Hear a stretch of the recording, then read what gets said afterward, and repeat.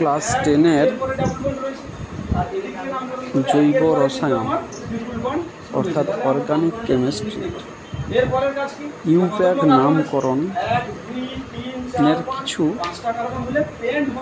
Tricks আমি তোমাদের সামনে শেয়ার করছি। এবারে আমি এর নাম কি লিখবো? তাহলে পেন, আমরা কি লিখবো? পেন। পেন 1 পজিশনে কি আছে? 1 আইন আছে। পেন্ট 1 আইন 3 পজিশন ইনের পরে ডাবল বন্ড রয়েছে, তাহলে 3 পজিশনে কি লিখবো আমরা? ইন। আমরা কি লিখবো? পেন 1 আইন 3 আইন ইন লিখতে পারি। ব্যাস, পরে আরেকটা কম্পাউন্ড মনে করে এরকম একটা কম্পাউন্ড আছে CH3 সিঙ্গেল বন্ড CH, এখানটা একটা হ্যালোজেন গ্রুপ রয়েছে, এখানে অপর একটা হ্যালোজেন গ্রুপ যদি দেওয়া থাকে মনে করে এখানে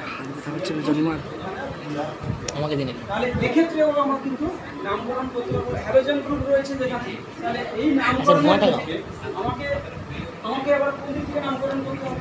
তাহলে আবার দেখি ক্লোরিন মানে C4, মানে C দিয়ে শুরু, ব্রোমিনটা B দিয়ে শুরু, তাহলে অ্যালফাবেটিক্যালি যদি হবে তাহলে ব্রোমিনটা আগে হবে।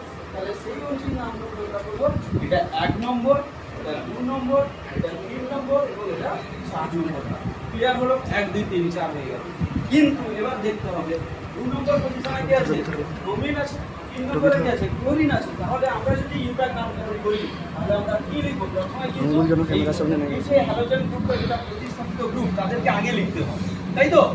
তাহলে আমরা প্রথমে কি লিখবো?